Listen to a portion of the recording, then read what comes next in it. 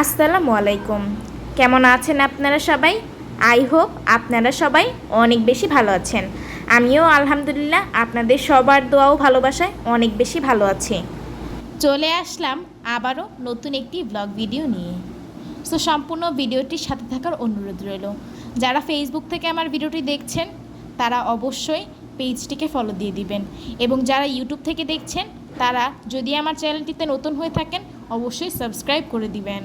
আজকে সকালবেলা যখন ঘুম থেকে উঠেছিলাম, বাহিরের ওয়েদারটা মাশাল্লাহ অনেক বেশি সুন্দর ছিল।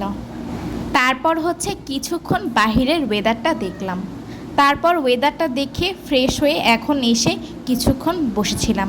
তারপর দেখি আম্মু আমার জন্য নাস্তা নিয়ে হাজির। আজকে নাস্তায় ছিল হচ্ছে পরোটা আর হচ্ছে ডিম ভাজা, তার সাথে ছিল হচ্ছে রং চা। অনেক দিন যাবৎ হলো রং চা খাওয়া হচ্ছে না, যেহেতু গলাটা একটু বসে গিয়েছে তাই ভাবছিলাম একটু রং চা খাবো। যদিও রং চাটা আমার মোটেও পছন্দ না, তবুও আজকে গলা ব্যথার জন্য বা গলাটা ভেঙে গিয়েছে, এজন্য হচ্ছে আজকে একটু রং চা খেলাম। যাই হোক, তারপর হচ্ছে নাস্তাটা করে নিলাম আমি। এরপর দেখি আম্মু হচ্ছে রান্নাবান্না করতেছে। এখানে হচ্ছে একটা প্যানে পরিমাণ মতো তেল দিয়ে দিচ্ছে। আজকে হচ্ছে আম্মু তেলাপিয়া মাছ দিয়ে ধুন্দুল দিয়ে আলু দিয়ে রান্না করবে। এই তেলাপিয়া মাছ দিয়ে ধুন্দুল দিয়ে আলু দিয়ে রান্না করলে কিন্তু অনেক বেশি ভালো লাগে।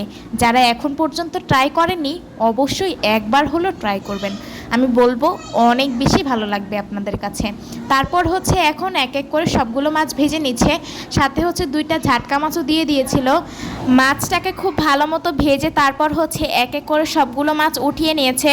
মাছগুলো যখন খুব সুন্দরভাবে ভাজা হয়ে যাবে তারপর উঠিয়ে এখন হচ্ছে তরকারিটা বসিয়ে দিয়েছে।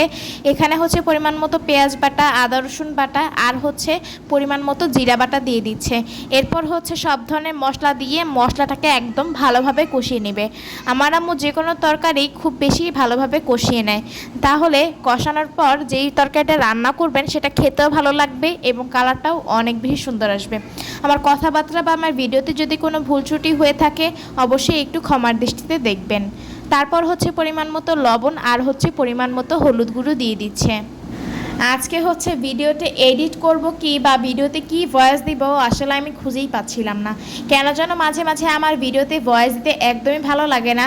আজকে মাথাটা প্রচণ্ড পরিমাণে ব্যথা করছে, কেন যেন ফোনের দিকে একদম তাকাতেই পারছি না। আমি চোখ বন্ধ করে তারপর হচ্ছে ভয়েস দিচ্ছি, মাঝে মাঝে চোখটা একটু খুলে দেখতেছি আর হচ্ছে ভয়েসটা দিতেছি। মানে ফোনের দিকে মাঝে মাঝে তাকাতেই পারি না, কারণ এক নাগাতে অনেকক্ষণ যেহেতু ফোনটা আমার চালানো হয় এজন্য হচ্ছে এখন মাথাটা প্রচণ্ড পরিমাণে ব্যথা করে। যাই হোক, তারপর হচ্ছে এখানে মশলাটাকে খুব সুন্দর মতো কষিয়ে নিচ্ছে।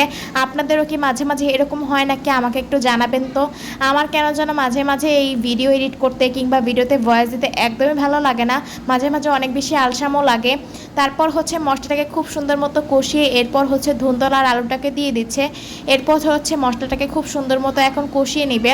আমার কিন্তু যে কোনো তরকারি খেতে একদম ভালো লাগে না, আমি তরকারি জিনিসটা একদমই পছন্দ করি না। আমাকে যদি একটু ডিম ভাজি বা ডিমটা ভুনা করে দেওয়া হয় বা মাংস রান্না করে দেওয়া হয় তাহলে হচ্ছে আমার কাছে ভালো লাগে। তবে আম্মু যেভাবে রান্না করে আমার যে খেতে এত পরিমাণে ভালো লাগে, আর আম্মুর জোর জবস্তির কারণে হচ্ছে আরও আমার খেতে হয়, প্রচণ্ড পরিমাণে জোর জবস্তি করে। যাই হোক, সেই জোর জবস্তির জন্যই আমার হচ্ছে এই সবজি খাওয়া লাগে অনেক কষ্ট করে। আমি হচ্ছে আম্মু যখন বেড়ে দেয় মনে করেন আমার প্লেটের ভাত দেখা যাবে না, মানে সব সবজি দিয়ে ভরে রাখবে। প্লেটে যে ভাত আছে এটা আপনি বুঝতেই পারবেন না যে এতগুলো সবজি দিয়ে ভরে রাখে। যাই হোক, তারপর হচ্ছে কিছুক্ষণের জন্য ঢেকে দিয়েছে। এরপর হচ্ছে আগে থেকে যে মাছটা ভেজে রেখে দিয়েছিল সেই মাছটাকে হচ্ছে এখন দিয়ে দিচ্ছে। আর এই তরকারির কালারটা কিন্তু অনেক বেশি সুন্দর এসেছিল। এই তো এখন হচ্ছে মাছটা দিয়ে তারপর তরকারিটাকে খুব সুন্দর মতো নাড়াচাড়া করে নিচ্ছে। তারপর হচ্ছে এখন কিছুক্ষণের জন্য ঢেকে দিবে। আর ঢাকনাটা উঠানোর পর কালারটা যে এত পরিমাণে সুন্দর লাগছিল আপনাদেরকে কি বলবো, সেটা আর আসলে আপনাদের সাথে শেয়ার করতে পারিনি, স্কিপ হয়ে গিয়েছে। যাই হোক, তারপর হচ্ছে আবার পরিমাণ মতো পানি দিয়ে এখন হচ্ছে আবার ভালো মতো আম্মু নাড়াচাড়া করে নেবে। আর এই তরকারিটা খেতে আসলেই অনেক বেশি ভালো লাগে। আমি যেহেতু সবজিটা একটু পছন্দ করি না, তবে এই সবজিটা কেন যেন ভালো লাগে আমার কাছে। যাই হোক, তারপর হচ্ছে এখন আবার ঢেকে দিয়েছে। আর এখন যে কি সুন্দর লাগছে এটা আপনাদেরকে বলে বোঝাতে পারবো না।